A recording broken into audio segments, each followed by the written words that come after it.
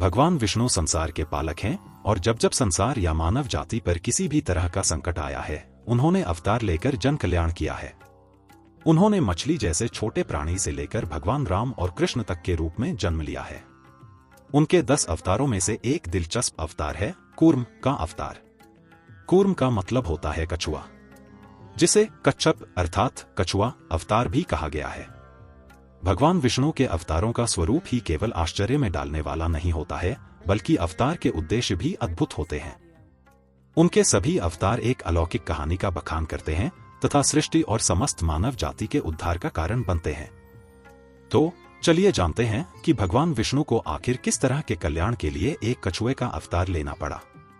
कच्छप अवतार की पौराणिक कथा।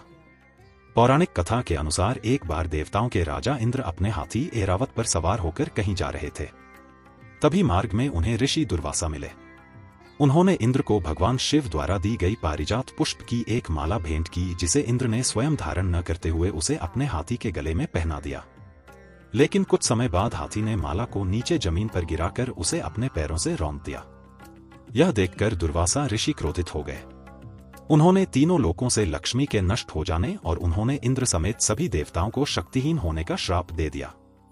तब भगवान विष्णु ने कूर्म अवतार धारण किया ताकि श्राप से अत्यंत निराश होकर सभी देवतागण भगवान ब्रह्मा के पास पहुंचे।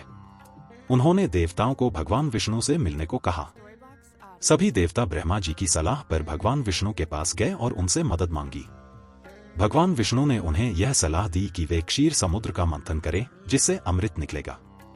इस अमृत को पीने से सभी देवों की शक्ति वापस आ जाएगी।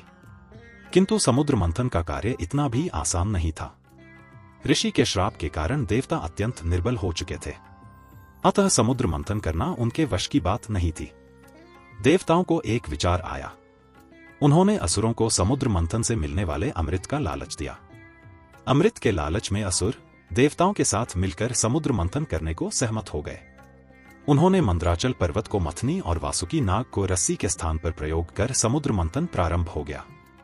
वासुकी नाग के सिर को देवताओं ने पकड़ा और पुंछ को असुरों ने।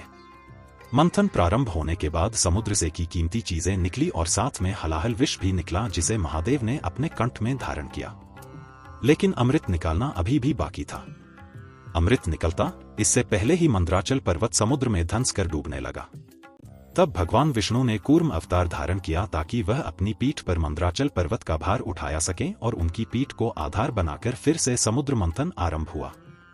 माना जाता है कि भगवान विष्णु के कच्छप अवतार में कछुए के पीठ का व्यास 1 लाख योजन था। भगवान विष्णु के कच्छप अवतार के कारण ही समुद्र मंथन संभव हो पाया और इस जगत को कई बहुमूल्य चीजें प्राप्त हुई।